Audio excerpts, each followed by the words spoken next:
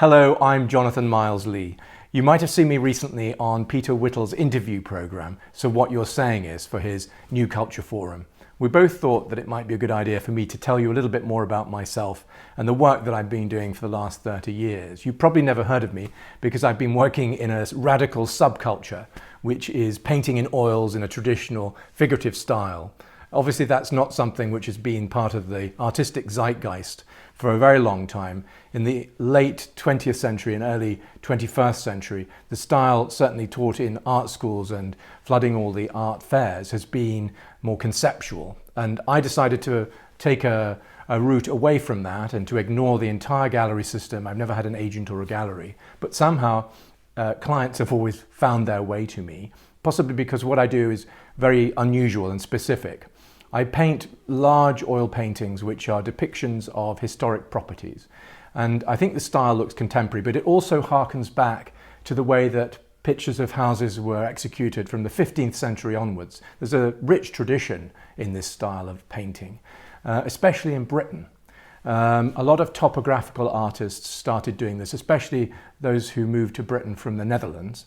There was an artist called Jan Sibrex who painted Longleat at the very end of the 17th century, beginning of the 18th century, and the pictures that he produced really inspired me to attempt something similar, despite the fact that it's a meticulous style and obviously takes a long time to execute.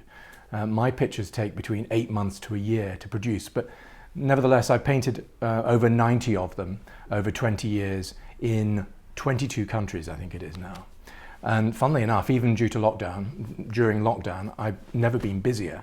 So that's keeping me busy, and I'm not missing the gym too much. In fact, I have a gym in the house, so that's fine. So how did it all start? I'm going to keep this brief because the interview was quite long, and this is intended as an introduction to my Miles Lee TV channel as well. So I didn't come from a family that had many country houses in its history. There isn't a great lineage of aristocrats who owned property or anything like that. But I was very lucky to get an art scholarship to go to Malvern College, which is a wonderful boarding school in Worcestershire. And there I was introduced to a sense of tradition. And a lot of the teachers had a real sensitivity to the history of art. I was very lucky that I had an art teacher called Bill Denny, who showed us that wonderful series by Kenneth Clark that was made in 1969 called Civilization. And I think we watched the first 5 or 6 episodes, which took us through the Italian Renaissance. And then he actually took us to Florence, and we saw all of this wonderful art and sculpture and architecture for ourselves. And some of the art that I saw in Italy, for instance, those wonderful views of Medici villas by Giusto Utens, they also made a big impact upon me. I loved the flatness of the images and the decorative quality to them. They were created as lunettes, which is a sort of half a semicircle. They were originally painted as frescoes above doorways in one of the Medici villas.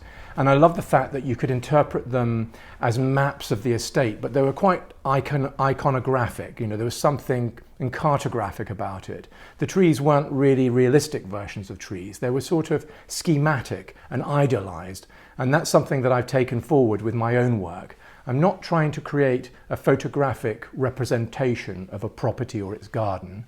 I'm almost trying to create an image which is the memory of the experience of going to that property. And then injected into this image, I put a lot of biographical detail. So I'll include the clients and their dogs and other animals and their children. I got that the wrong way around. I should have said that my clients and their children and their animals, shouldn't I? But all of those things add a richness to the image. And I think it gives it a longevity and a reason to go up close and to study these microscopic details. And when I say microscopic, I'm not exaggerating. Sometimes I'll add a little tray of with a couple of bottles or a couple of glasses, shall we say, of red wine, and that will perhaps fit in to the size of my small fingernail. So it's become more and more difficult to do these things, obviously, because what you can do in your 20s, 30s and 40s is a little more taxing on the eyes in your early 50s. But that's fine. I just use a big magnifying glass and I can work away to my heart's content. And so let's go back to the beginning. When I'd finished my degree in the history of art and architecture at London University, I decided I didn't want to have a normal sort of job. I really wanted to be an artist. So how on earth was I going to be able to do this? Because I didn't have a private income. I couldn't just sit at home or rent an apartment or, relax and just paint in my idle hours. So I asked around a few friends and said, what I really want to do is go and live in a big old country house that has ripped velvet and faded brocade, and maybe I'll get a little time to do some painting on my own. And within a very few days, in fact, a girl who was at Malvern Girls' School, which was the nearest school to where I was in London, in Malvern, said, well, that sounds very much like my friend Cornelia, and I'm going there tomorrow night with my mother. Do you want to come with your mother? I was only about 18 or 19, maybe 19. So this happened. This manifested out of the cosmos, this perfect environment for me. We turned up at a wonderful Jacobean house in North Wales called Plas Teg, which was built in 1610. It was built in 1610. And within 2 days, I'd moved in to this extraordinary house with the idea of passing idle hours painting. But in fact, I became more or less a house slave, and I had to feed all the animals in the house. There were cockatoos in the library, there were severe macaws in the kitchen, there was a toucan on the top of the stairs, and there were severe macaws in the old servants' hall, all of which I had to feed every day. Anyway, it was an extraordinary experience, and I became very fit because I had to take all of the sticks out of the fireplaces and clean the house and mow the lawns. Basically, I had to do everything. I had to drive Cornelia around as well. So during this year, I did manage to do a painting of Plas Teg on a piece of wood, a panel, which I found boarding up one of the windows in the coach house. I only had one brush and I think 3 oil paints. But I decided to put the house in the middle of the canvas and to put the hills in the background and quite an archaic stylized sky in the background. And I made my own frame, a big black and gold gessoed frame for the picture. And the result was rather successful. We put it on the wall above the fireplace in the Great Hall. And at the weekends, I would open the house to the public and charge £2 and give a guided tour. Most people wanted to know about the ghosts, but they did tend to linger over this painting. And a couple of visitors said, you could make a living painting these houses. And I wasn't quite sure whether that was a good idea because it took me an awfully long time painting the windows in this first picture. But a few months later, I decided to put an advert in Country Life magazine, the size of a postage stamp. It was very small, and it said something like, Jonathan Marsley, painter of country houses, and my telephone number. And the morning that it was printed, 5 people phoned up from different parts of the country. They were all very far apart. They were in North Wales, in Cornwall, Gloucestershire. Each one of these people decided to go ahead and commission a painting, and that led to a whole succession of other paintings. After about 3 years, I saw an article in Country Life magazine by Sir Roy Strong, who was a historian who'd done a lot to save English country houses, and had exhibitions when he was a director of the Victoria and Albert Museum about the heritage of Britain. He's well known as a sort of somebody who stood for the heritage of the British Isles. And in this article he said, I've just finished pleaching the limes in the Elizabeth Tudor Avenue in the garden, and I'm really looking for one of those 17th century artists who can create an aerial view. So of course this was my chance, and I wrote to him immediately and I said, I am destined to paint your garden. He wrote back a postcard saying how much. I wrote back the price, and that includes the frame, I said. He said, it's a deal, and we arranged to meet, I think on my birthday when I was 24, something like that. I think it was in 1995. So he gave me free rein to create an image which would somehow be an iconic image of the garden. So I thought the garden is more important than the house, so I flattened out the garden. I surveyed everything by using sight lines from the cedar tree, and somehow I managed to pull together this ground plan. I created a crest which included images of him and his wife and the family's cats, to give a bit of whimsy, to lighten up the image. And then we added some roundels, which were spring, summer, autumn, winter, showing vistas of the garden, which were difficult to see in this very compressed map-like view. And then I used a key by adding numbers around the garden and putting the names of the parts of the garden in a border which ran all the way around the image. Well, this was a total success. I'm so pleased that it worked out because Sir Roy used this in the fly leaves of his diaries, and he had some postcards printed and sent them off to all sorts of people around the country, who all ended up then commissioning paintings from me. People like the agent for Lucian Freud, the garden designer Lady Arabella Lennox Boyd. There were about 5 or 6 people. And from that point on, I never had to advertise my work again. It sort of just flowed, because there's so few people mad enough, I suppose, to go to so much trouble to survey gardens and then to reproduce them in oils, maybe as a pencil or a pen and ink drawing. This would be something that people could cope with. But by doing it in oils with lots of text included in the image, it makes the image very time consuming. So that's one of the reasons I've been able to carve out this sort of niche for myself, I think. Anyway, I carried on. I'll try and keep this brief, but I really worked all the way through my 20s and 30s on painting country houses. The commissions were coming in thick and fast. I did a lot of work for the National Trust making maps, pen and ink maps.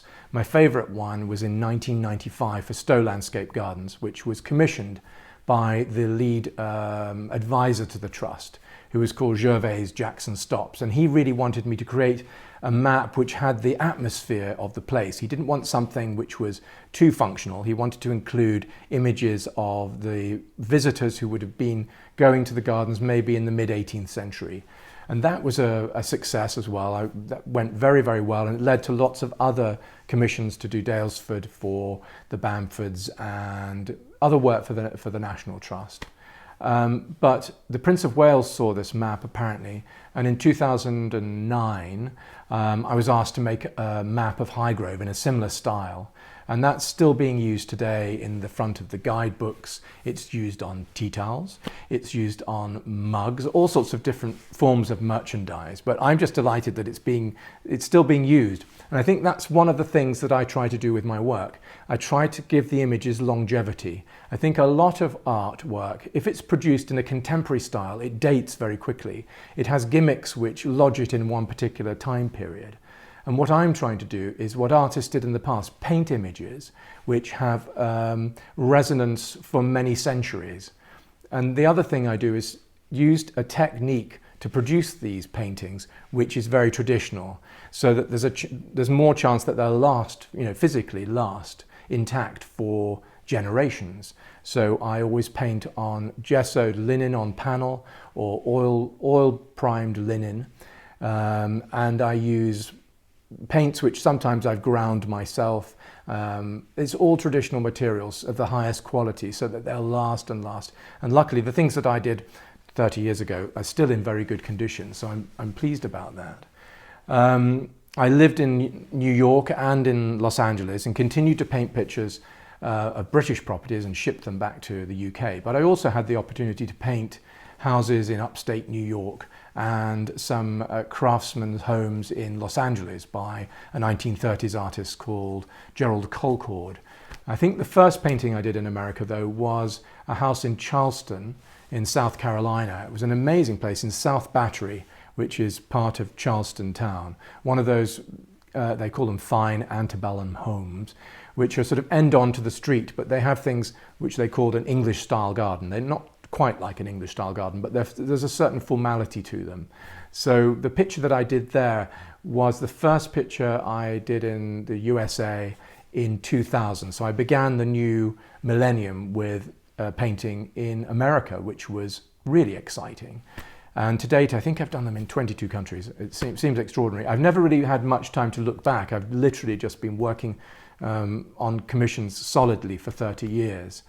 You probably noticed that I'm not particularly interested in expressing anything about myself in these paintings, although it could be said that every painting an artist produces is to a certain extent a self-portrait, but that's for others to interpret. I've never been interested in expressing any particular view or opinion through the pictures. For me, painting is an act of love, and I'm providing a service for the client. I want them to be as happy as possible, and I put my soul into every project that I produce. There's no formula that I use. Every property obviously is radically different, has a different style, there's a different location, different geography and topography, different sorts of gardens, different building materials. So every project requires a different approach, which is why it's been so exciting for me. It's kept my interest throughout my career to deal with subjects which are constantly changing, and also to deal with clients who on the whole are amazingly appreciative. When I say on the whole, they've all been incredibly appreciative. And in fact, the relationships have continued after I've completed the paintings. And that's been a very enriching process, because I've taken all of my 90 clients along on the journey with me as I've continued my career. So at the moment I'm living in the centre of Bath, which is a beautiful city. I think I've really found my sense of home. It's a UNESCO site. It's full of the most incredible architecture. In fact, in the centre you can't find any building which is ugly. So that's a real thrill, and a huge privilege to be able to live here. It's located only about an hour and a half from London, although of course during lockdown I haven't been to London very much at all. In fact, I've never done so much work. I've been sitting at home painting away, sometimes with a magnifying glass, but I've been very content. And the other thing I've decided to do is continue the outreach that I've been practicing through my Instagram account, which is Miles Lea, MYLESLEA on Instagram. I think there's about 25,000 followers, so you might recognize me from that particular account. I try to make it quite educational, sometimes a little provocative, but the response to the work that I show there, it's very rarely my own work. It's books and paintings and sculptures and architecture that I love, that I want to share with other people. The response to that has been so positive that I've decided to set up a YouTube channel called Miles Lea TV. And I'm going to continue this sort of enthusiastic, really I'm pointing the finger at things which I think are beautiful, in order to sort of enlighten people, but also to encourage them to investigate the subjects that I'm particularly interested in. Because for me, I've learned so much through my clients, and it's really through people opening my eyes to the culture and the art that surrounds me that I've enriched my life. That I think we need people who point us in the right direction. That's what I'm trying to say. So the TV channel will be something which I either set up just to have a little chat with you on my own, or I might have a guest to discuss their own work, because through Instagram I've come into contact with some incredible artists all over the world, Australia, America, and I think if we have some quite long form interviews where we sort of digress and talk about their lives and what led them to becoming artists, it's also a way of me not focusing on myself. I'm not at all really comfortable or interested in talking about my own life or my own process. I'm really fascinated by other people, other people's houses, other people's gardens, other people's artwork, and that's what I'd like to share with you. So thank you for joining me on this first video, and I hope you enjoy the rest of them. Thank you very much.